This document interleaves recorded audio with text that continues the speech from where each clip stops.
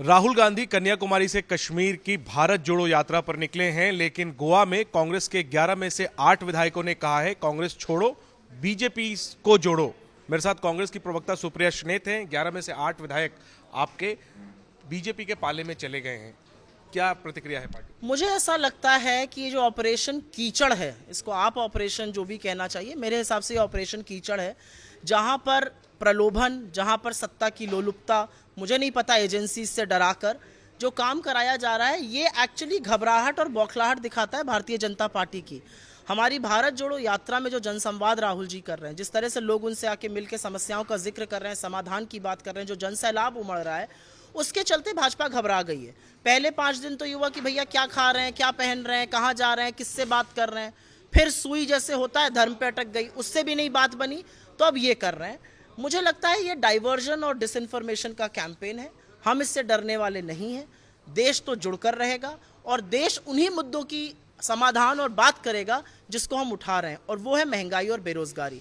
जो विधायक जिनका आपने जिक्र किया यहाँ पर, मुझे लगता है उनको भी अपने गिरेबान में झांक कर देखना चाहिए कि जब आप जीते थे गोवा में, तो आप किसके बल पर जीते थे?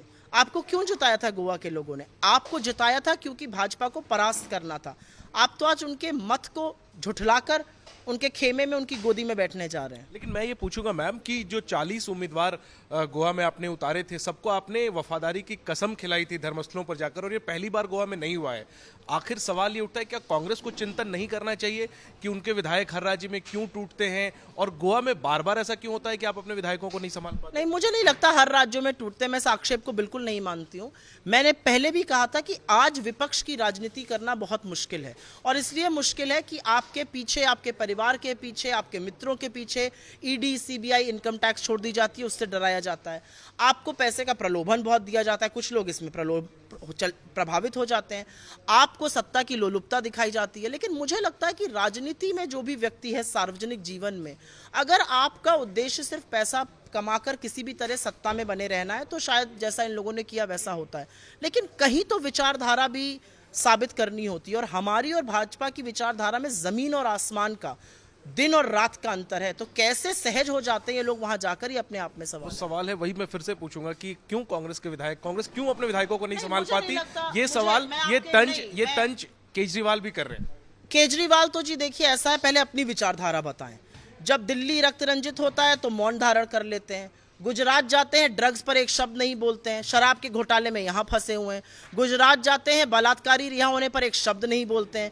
केजरीवाल जी पहले अपनी विचारधारा दिखाएं। केजरीवाल जी की राजनीति जो है वो स्टंट से भरी राजनीति है, वो स्टंट मैन है।